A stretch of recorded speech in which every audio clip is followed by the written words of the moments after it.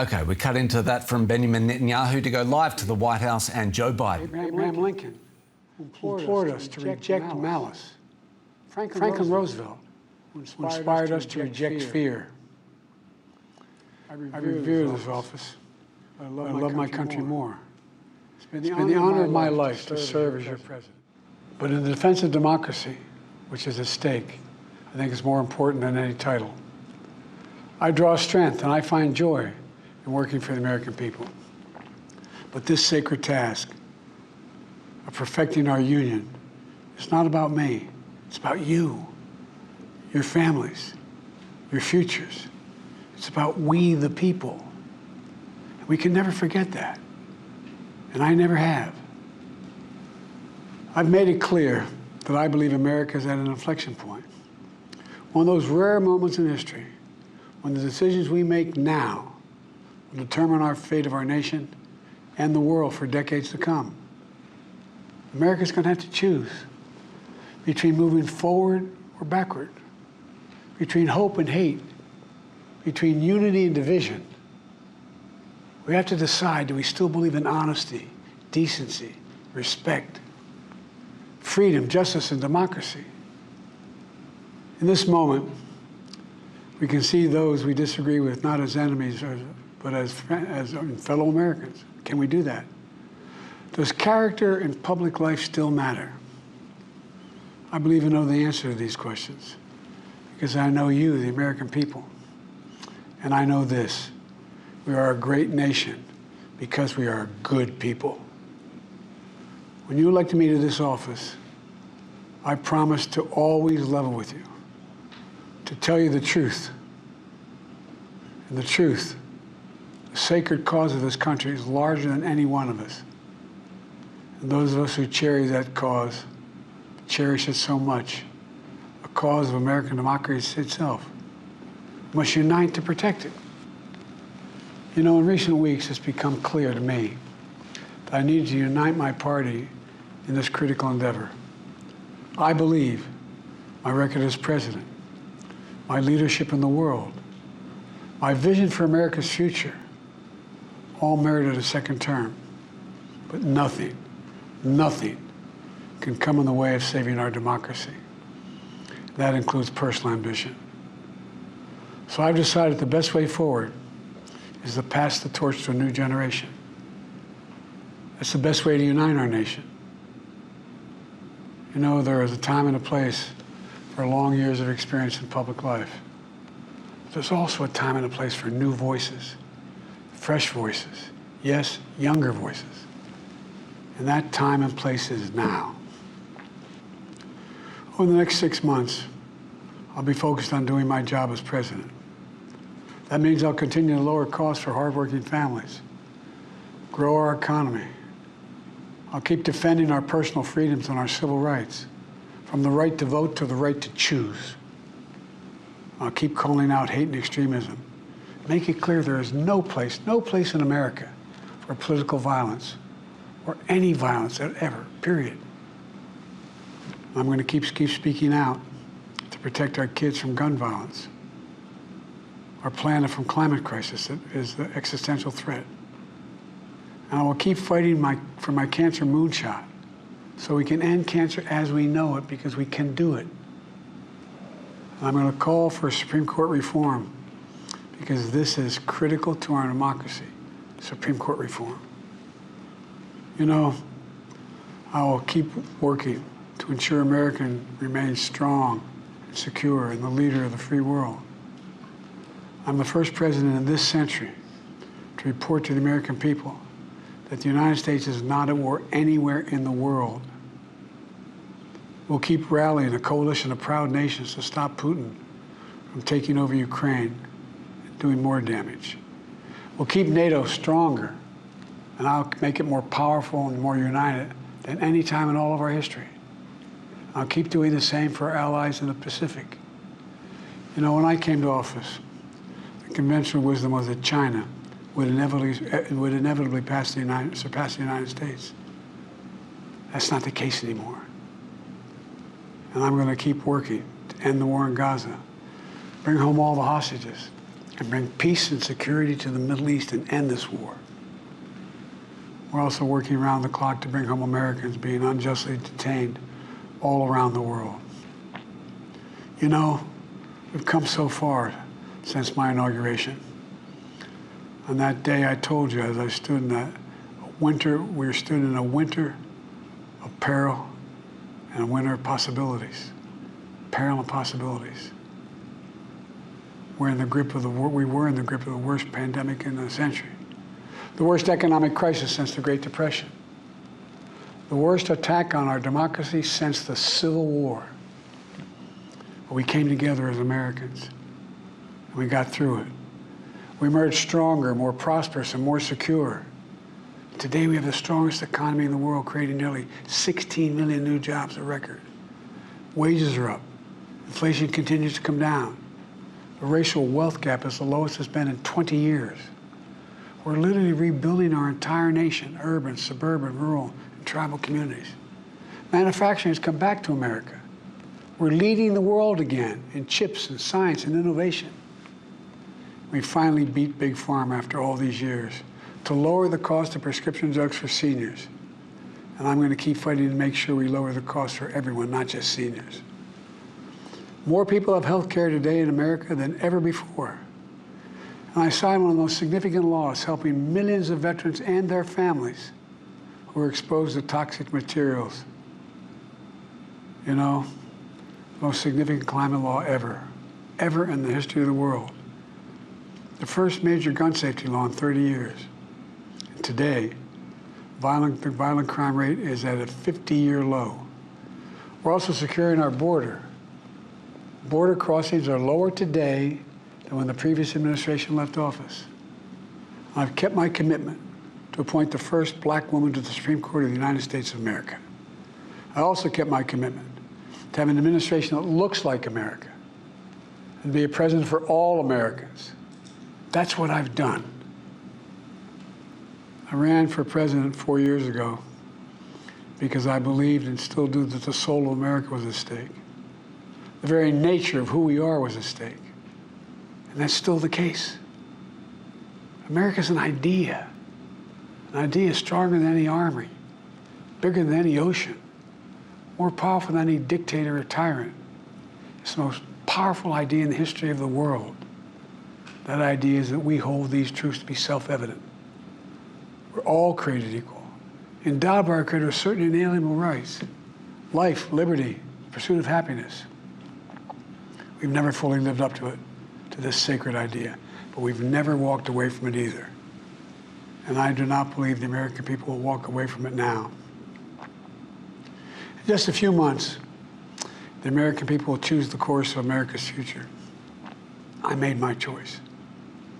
I've made my views known. I would like to thank our great Vice President Kamala Harris. She's experienced, she's tough, she's capable. She's been an incredible partner to me and a leader for our country. Now the choice is up to you, the American people.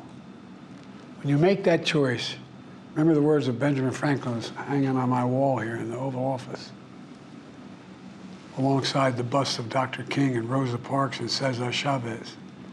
When Ben Franklin was asked, as he emerged from the convention going on, whether the founders have given America a monarchy or republic, Franklin's response was, a republic, if you can keep it. A republic, if you can keep it. Whether we keep our republic is now in your hands. My fellow Americans, it's been the privilege of my life to serve this nation for over 50 years. Nowhere else on earth could a kid with a stutter, from modest beginnings in Scranton, Pennsylvania, and Claymont, Delaware, one day sit behind the resolute desk in the Oval Office as President of the United States. But here I am.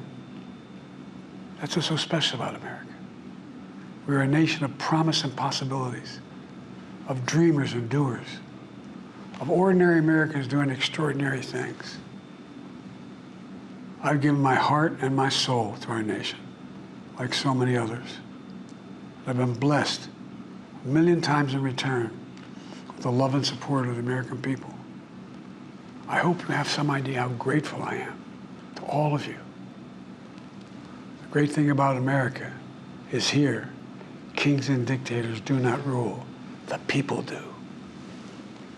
History is in your hands. The power is in your hands. The idea of America lies in your hands. We just have to keep faith, keep the faith, and remember who we are.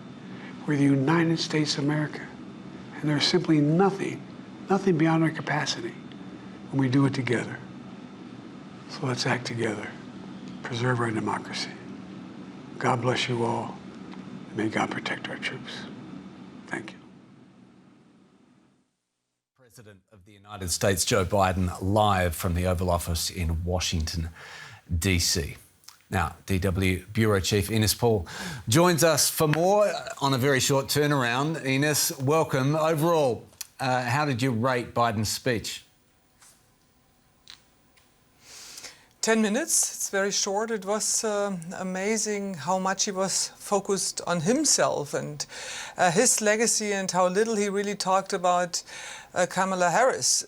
He endorsed her as his successor, but he only basically had 2 sentences for her, that she was a great VP to him, an incredible partner and a great leader for the country. So he definitely didn't use this speech to look forward, to give her a push in the race, but to really secure his legacy. He did talk only little about why he made this decision. He said that he believes that it's time for younger, for the next generation, for younger, more energetic politicians, but he didn't spend a lot of time on his decision-making, and he definitely didn't explain why it took him so long to withdraw or drop out of the presidential campaign or election. So he mainly spent probably 8 of these 10 minutes to talk about what he has accomplished, and of course also that he wants to use the remaining 6 months in his term to fulfill what he started, to lower costs for hardworking family, to grow the economy. He vowed to keep defending personal freedom and civil rights. So a very backward directed speech, I shall say, and very little words for the possibly or most likely presidential candidate of the Democratic Party. Yeah, you talk about the breadth of what he had to say in his speech quite rightly. The speech was supposed to be about largely him explaining his decision, but there was one of those moments, Ines, that I picked up on when the president tried to set the scene of his inauguration and failed largely. It did seem somewhat the best explanation, a reminder of just why perhaps he had to make this decision, that he is struggling to get these words out still, even when trying to explain his decision.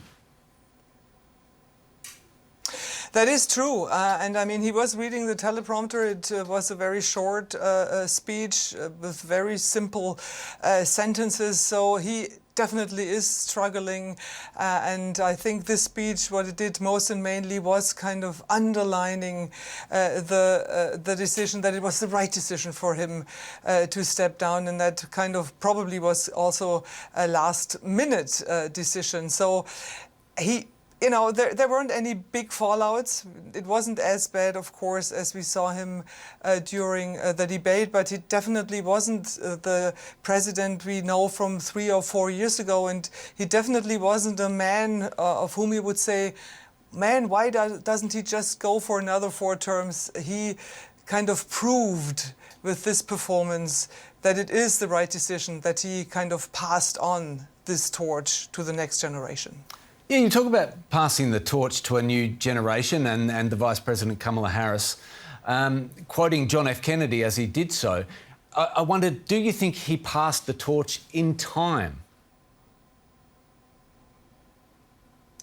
Well, that's a good question, and we only will know probably on election day, November 5th. But it is amazing what happened to this country ever since he dropped out of the race, and ever since he endorsed Kamala Harris as his successor, especially, of course, in the Democratic camp. It's so much energy here. tens of thousands of voters register. It's a little different system here than in many other countries. You have to register so you can vote on election day. So that's a huge momentum which is built around Kamala Harris. She gave a pretty impressive speech. She's a huge success on TikTok and on other social media platforms, which of course is important to win over the younger voters. And everybody is hoping that everybody from her camp, from the Democratic Party, is hoping that she also will be able to win back the voters from the Black community, from the Latino community, those constituencies, those voters which are so important for the Democrats to secure the White House. It's also interesting to see how former President Donald Trump tries to attack her. He just finished a speech before Joe Biden spoke, and he said, "Well, I will attack her. I won't hold back just because she is a Black woman." We shall see how this works out. So definitely interesting times, and there is a sort of a relief here that at least now there is some excitement in this race, which was kind of so predictable and boring. These two men, everybody knows so well, kind of running again against each other. So it's kind of a new time here in this elections circle, and we shall see. It's a little bit more than 100 days away from this election day on November 5th. And sure, it's a little bit like a honeymoon with Kamala Harris now, but her start definitely was impressive. Yeah, the Harris campaign has got that energy now. The race has got a new energy to it, as you point out. I wonder, what can we now expect from the last 6 months of the Biden presidency? I mean, he definitely will work hard on the issues, which matter to him. But of course, he is kind of a lame duck. I mean, Congress is more divided than ever. It will be nearly impossible for him to pass new legislation. But of course, he will definitely try to kind of open or make it possible for Kamala Harris, in case she wins, to fulfill what he so much wanted to fulfill. You know, that was during these kind of heartbreaking interviews he gave, and he tried to convince the public, the audience, that he is the only one, that he's the only one who is able to get the job done. I mean, he's running out of time, of course, but I'm sure he will be working on the topics which matter to him. This is the economy, this is middle class, this is, of course, also healthcare. But he can only do so much in these remaining 6 months. Another fascinating night in Washington, D.C. Ines Pohl, our Washington bureau chief. Thank you so much.